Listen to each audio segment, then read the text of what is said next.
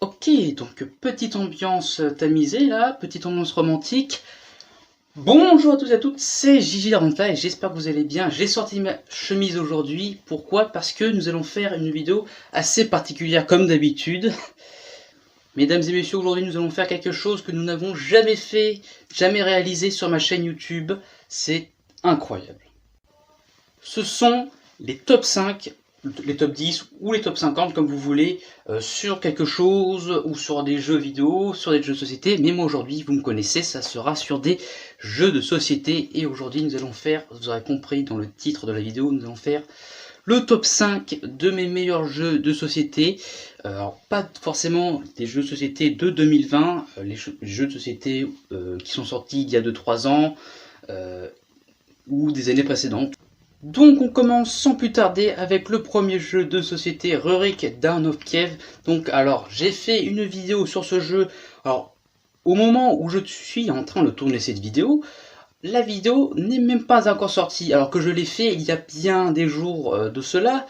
Mais on remercie encore YouTube encore une fois. Merci. Donc bref, Rurik Dawn of Kiev, le jeu fait par Stanislav Kordoniski. Donc vous doutez bien que le mec n'est pas du tout français.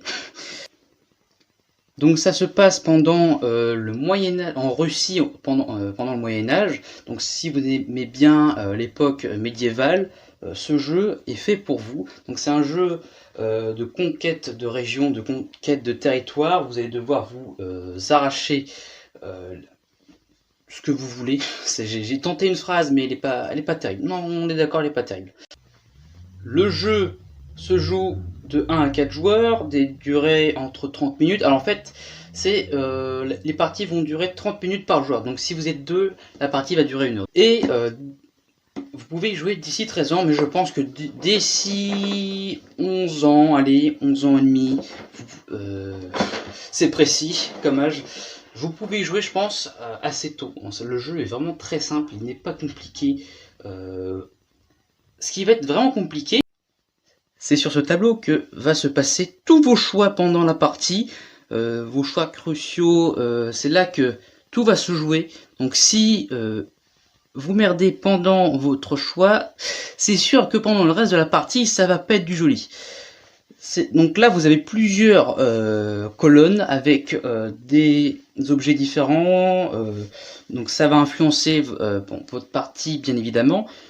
Les bots vont servir à bouger pendant vos territoires, par exemple. Attaque, bon, je vous décris même pas. Attaquer, vous attaquez. Taxe, ce sont les ressources. Build, c'est pour construire des bâtiments de guerre, des marchandises, etc. Shem, c'est pour piocher des cartes bonus. Donc ce sont les cartes objectifs, je ne sais plus trop.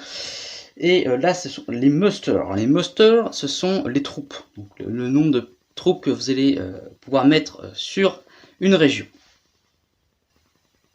Et ce qui est assez futé sur ce plateau, c'est que on peut jouer plusieurs fois sur une colonne, en fait. C'est-à-dire que, par exemple, vous avez votre meeple. Les meeples sont numérotés de 1 à 5. Vous mettez votre meeple, imaginons, vous êtes quelqu'un de très naïf, vous allez mettre le meeple numéro 1. Et en fait, selon le numéro du meeple, vous allez jouer en premier ou en 5e, en 2e, en 3e, en 4e. Donc vous le mettez sur votre meeple numéro 1 ici. Et l'autre joueur va mettre le meeple numéro 5. Donc comme il est supérieur, comme en niveau en chiffres il est supérieur, il va aller supposer se mettre juste dessus le 1 et le 1 va se mettre en dessous. Donc en fin de compte, celui qui prend tout, c'est le 5 et pas le 1. Mais celui qui va jouer en premier, c'est toujours le 1. Donc le 1 va jouer en premier, il va prendre 2 troupes. Et ensuite, quand ça sera au 5e de jouer, il prendra 3 troupes. Alors juste avant de présenter le prochain jeu, alors sachez une chose, que c'est un top 5 de jeux modernes de qualité. Ce sont des jeux qui sont sortis il y a 2-3 ans ou aujourd'hui. Donc vous vous doutez bien que ce n'est pas un top 5 où je vous présente Dr Maboul, Scrabble ou encore Monopoly. Non, non, non, ce n'est pas du tout le but de cette vidéo. Donc voici la bête, parce que n'empêche, ça c'est lourd, hein. Voilà, c'est assez lourd, la boîte est pas super grosse non plus, mais il y a beaucoup de matériel dans cette boîte. Donc Australia, fait par Martin Wallace, qui est très connu, hein, par des éditions Nuts. Dans ce jeu, c'est plus un jeu de guerre. Alors c'est pas un FPS ou un jeu sur un jeu vidéo, non, non. Là c'est un jeu plus de stratégie, de choix, de territoire aussi, de gestion. Donc vous allez avoir ce qui s'appelle les grands anciens. Donc un peu les sbires, on va dire ça, les sbires de Cthulhu. Donc le but là dans ce jeu va être de battre Cthulhu. Voilà, vous aurez remarqué sur le coin de la boîte, j'essaie de le chercher. Si il est là en fait, il est sur les jumelles. Voilà, il est sur les jumelles, je sais pas si on voit. Donc ces grands anciens, va falloir les battre. Alors pour ça, pour les battre, il va vous falloir des ressources qui seront réparties un peu partout sur le plateau. Donc ça se passe en Australie, bien évidemment. Donc la carte, selon le côté du plateau, vous n'aurez pas le même côté de l'Australie. Mais moi, ce que je trouve le plus intéressant dans ce jeu, c'est plutôt dans quelle époque ça se passe plus exactement. On voit que là, ça se passe plus dans une atmosphère un peu guerre. Là, on est plus dans les années, je dirais 30, 40, 1930, 1940. Dans ces années-là, on va dire à peu près. Parce que Australia, qui est toujours dans l'univers de Lovecraft, il a fait plein d'autres jeux sur plein d'univers différents. Et c'est ça que j'adore chez ce genre de jeu-là. C'est que l'univers est différent à chaque fois. Donc on retrouve toujours Cthulhu, donc l'univers Lovecraft à chaque fois, et c'est que l'univers est différent. Et ça j'adore, avoir un univers différent sur un même type de jeu. Voilà. Donc on peut comparer par exemple à Pandemic, hein, qui est un jeu de Lovecraft aussi, l'univers Lovecraft, qui se passe plus pendant fin 19e siècle, qui est un peu plus dans l'époque Sherlock Holmes, Oliver Twist. Donc vous voyez un peu le genre de jeu, le style, enfin dans quelle époque se déroule ce jeu. Je vous montre vite fait le dos de la boîte. Donc voici le dos de la boîte. Alors je pourrais pas zoomer, mais tout ce qu'il y a là c'est du matériel. Tout ça c'est du matos, hein. Et donc vous vous doutez bien pourquoi c'est super lourd. Donc le jeu se joue dès 14 ans. Donc alors ils mettent 14 ans parce que c'est un peu un jeu ça parle de folie, tu perds des points, enfin c'est assez hardcore. Donc on peut jouer jusqu'à 1 à 4 joueurs, les parties équivaut, excusez-moi, de 30 à 120 minutes. Alors excusez-moi si pour ce jeu-là je n'ai pas plus détaillé que cela. Parce que ça fait un moment que j'y ai pas rejoué à Australia, mais autant vous dire que quand j'ai eu le jeu, enfin quand on a eu le jeu avec Ludic, on l'a essayé, c'était super bien. Le jeu est franchement, il est excellent. Faudrait que je me refasse une partie un jour, mais franchement le jeu est excellent.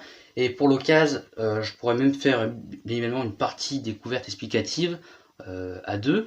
Mais je pourrais aussi vous faire une vidéo solo, tout seul, en vous expliquant un peu plus en détail ce jeu.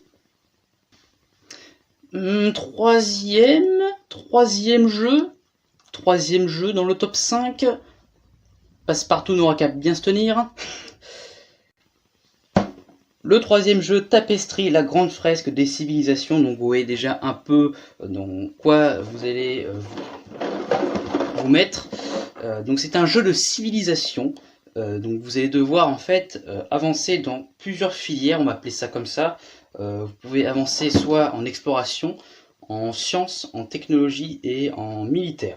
Donc selon l'endroit où vous allez, vous pourrez construire des fresques, des bâtiments, comme ils le disent, pour avancer dans le jeu.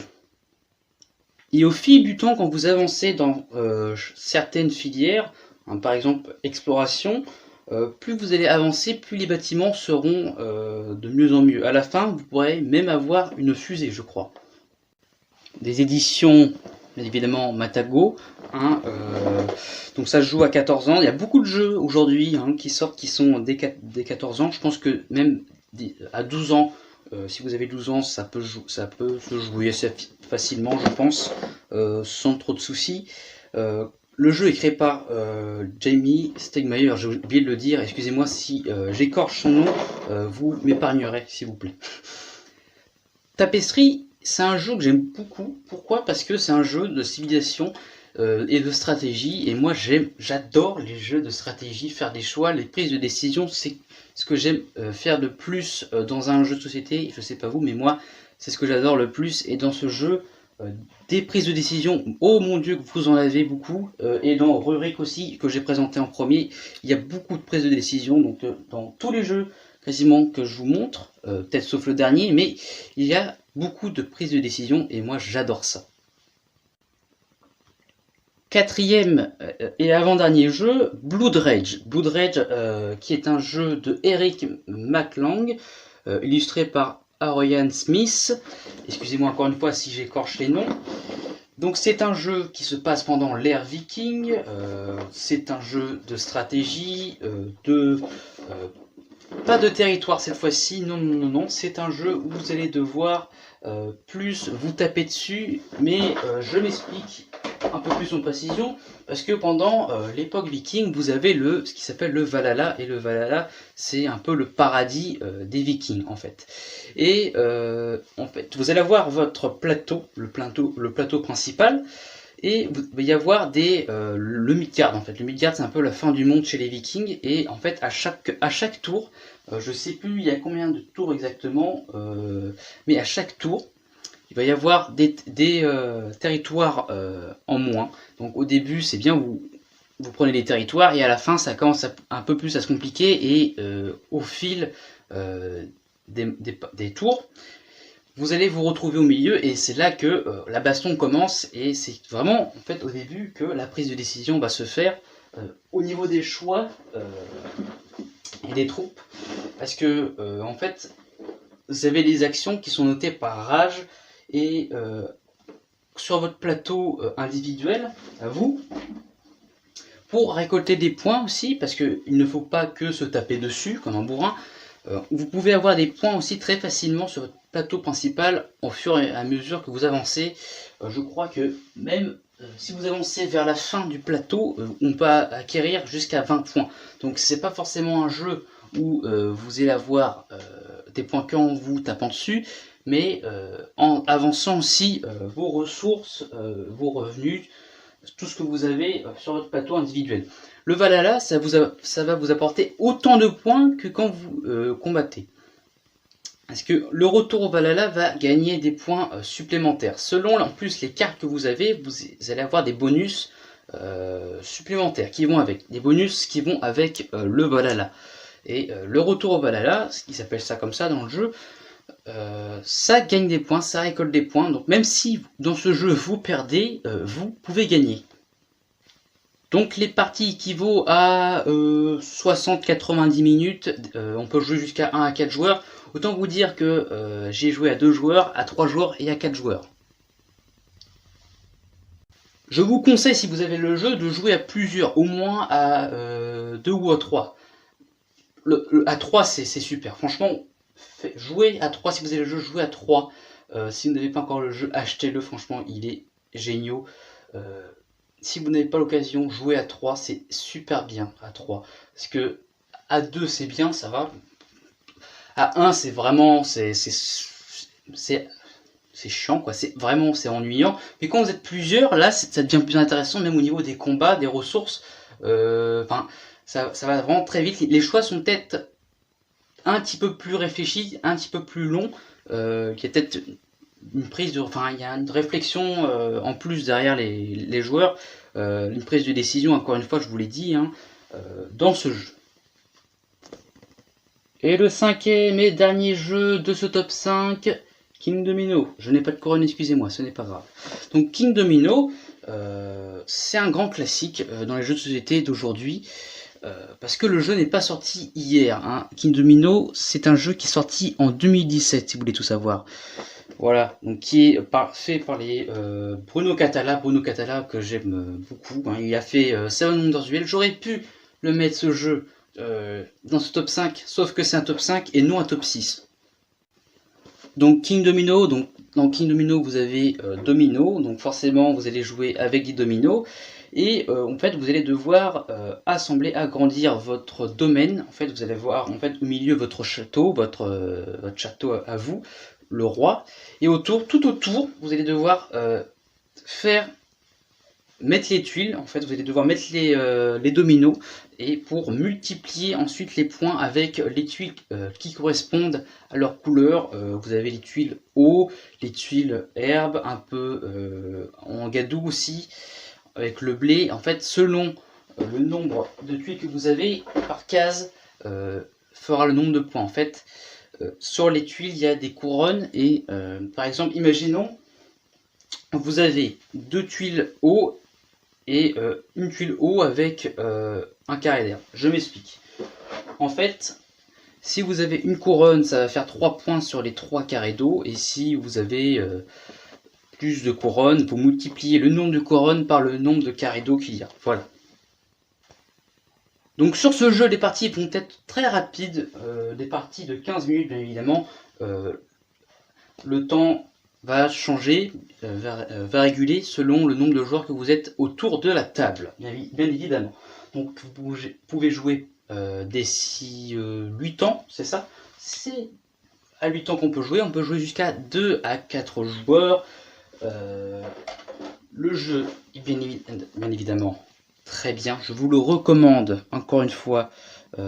King Domino, c'est un jeu que je recommande, très rapide comme jeu, familial, un jeu familial je pense. Là pour l'instant j'ai présenté que des jeux experts, hein. Tous les jeux quasiment c'était que des jeux experts. Blood Tapestry, Australia et Rurik, ce sont des jeux experts, ce ne sont pas des jeux familiales que tu joues avec tout le monde. Donc King Domino c'est plus un jeu simple. Et il n'y a pas beaucoup de matériel, ça c'est bien, vous pouvez l'emmener partout, c'est un peu comme Seven Wonders Duel que j'ai déjà présenté en vidéo, mais pas en règle, mais je vous ai fait une partie découverte avec ludique. Donc je vous invite bien évidemment à aller voir cette vidéo